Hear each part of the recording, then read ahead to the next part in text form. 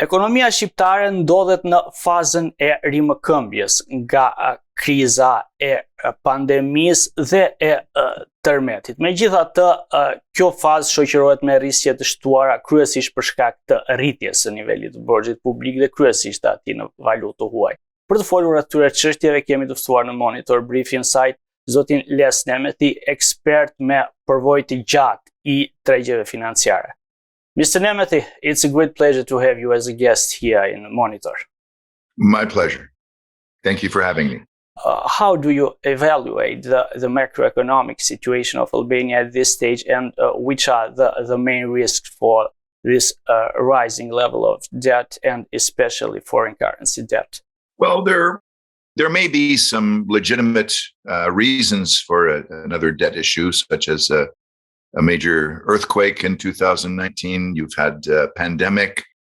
I would still urge Albanians to be cautious about taking on too much debt and to keep that belt as tight as possible, because the overall debt to GDP ratio shot up very quickly in last year partly because of the declining GDP. And really, when you start getting over 80% debt to GDP ratio, you're especially in a rather fragile, export-oriented economy. You're open to contagion. There could be another sort of repeat of the Asian crisis, or there could be a conflagration in the Balkans somewhere, or Middle East, or there are so many events, risk events that can happen in the world, and unfortunately, if there's a sudden spike in interest rates, we now have very low interest rates everywhere in the world. And that's the only reason that the world economy can support high levels of debt. But if that interest rate level were to double or triple, all of a sudden, a lot of countries that are now solvent will be much less solvent. And I would urge caution in this regard. So basically, what can we do to mitigate this risk, especially from the debt management perspective? Well, there are several steps. Probably the most important is to tighten the belt and have minimal deficit spending. Try to keep the deficit percentage below the growth percentage. Secondly, you can restructure your debts so that you have more domestic, have as a large a share as possible of domestic debt denominated in lek rather than foreign denominated debt, because if a country has local currency debt, it's impossible to go bankrupt. The central bank can simply print more money. Whereas if you have foreign currency debt, what tends to happen in times of financial turmoil, not only do the interest rates go up, especially for emerging economies, but also the currency rates, the exchange rates change to the disfavor of those emerging economies. There tends to be a flight towards quality. Everybody wants their money in US dollars and euros instead of lek. So there are multiple factors that pile on top of each other, which cause the interest rates to spike. Also, the cost of the if you have interest, you have a certain level of debt, and by adding 500 or 700 million euros to it, at some point you start straining the bond ratings. You have a deterioration in the Moody's or S&P bond rating at some point, which leads to more expensive debt, not only on the increment, but on the entire debt package of the government. So there's a kind of cumulative effect of higher interest rate on higher amount of debt. That's a kind of exponential effect that can get out of control very quickly. Do you think there are long-term risks from the leak of strategic investors and their replacement maybe with local or regional capital? Well, there's your last question also highlights what could have been the third subsection of my answer to the previous question, and that is what can the Albanian government do? Attracting strategic investment is always a good thing to stabilize the economy. It brings growth, which means that the higher the GDP is, that tends to favor the debt to GDP ratio. And it also, when capital comes in, there's a kind of multiplier effect, and it really is very healthy in a number of reasons, ranging from productivity, bringing fresh expertise into the country. There's not that, often not that much competition between the multinationals and the local investors. They're involved in completely different types of projects. A major infrastructure project is not going to be done by local mom and pop investors. So I would say that the policy should be to encourage investment from all sources.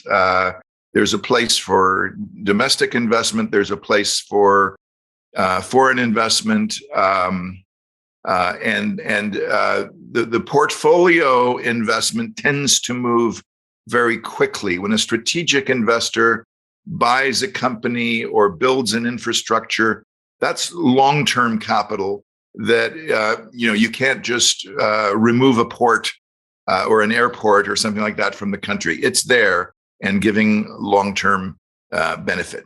And what could we do to get more attractive for investments, especially strategic investments? Well, I think there's basically two main areas. One is that you can create the right environment, predictable laws and tax system,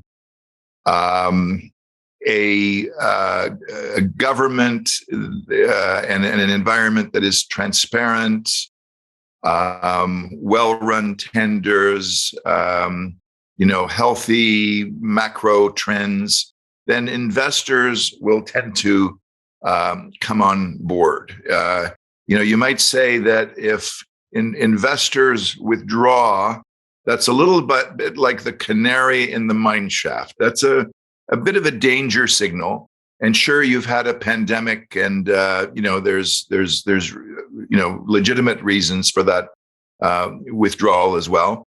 But there should always be a red flag going up if strategic investors are withdrawing.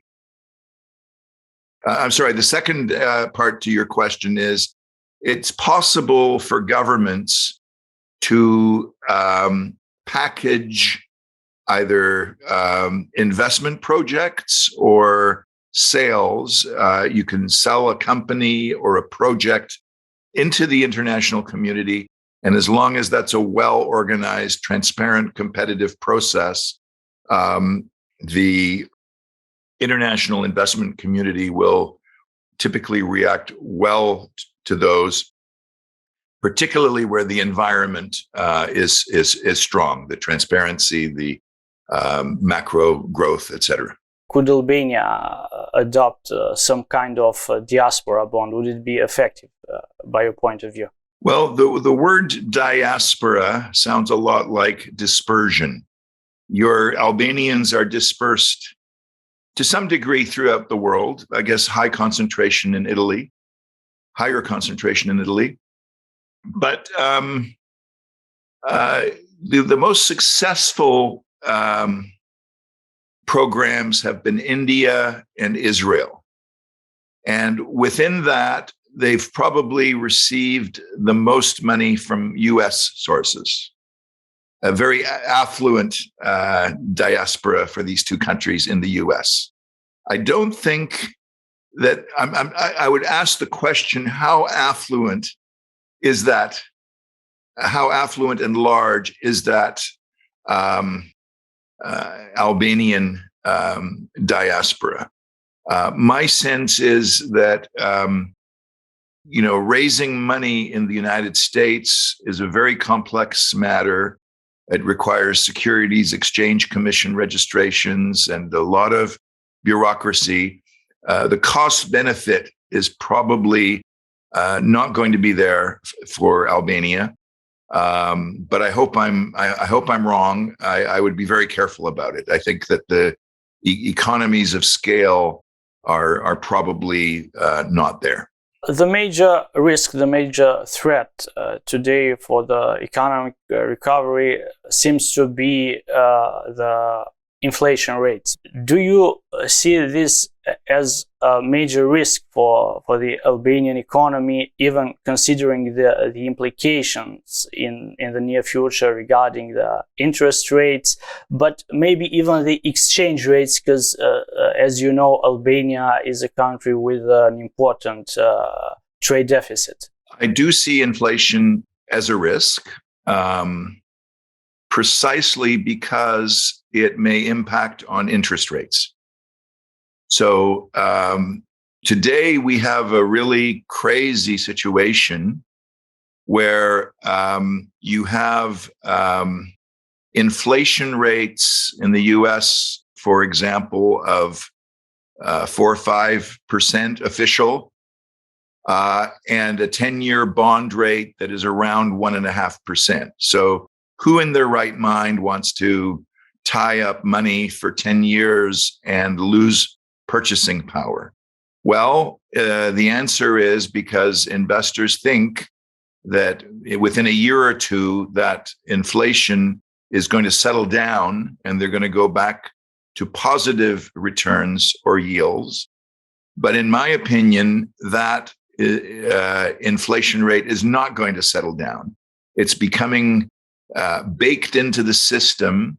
There are too many bottlenecks in the economy, from microchips to containers. Energy costs are going up. So I think there's going to be a time when the world wakes up that, hey, this inflation is not going to be transitory, as many central banks are saying. And then there's going to be potentially a spike in interest rates, which goes back to our other discussion about how that can impact. So whenever you have high levels of debt, you have high risk. Debt is always associated with risk, and the current relationship between interest rates and inflation is unstable, and hence can lead to volatility, and that can cause a lot of damage for an economy like Albania. Mr. Nemethy, thank you for your kind collaboration and for sharing your opinions with us. The pleasure has been mine. Thank you for having me.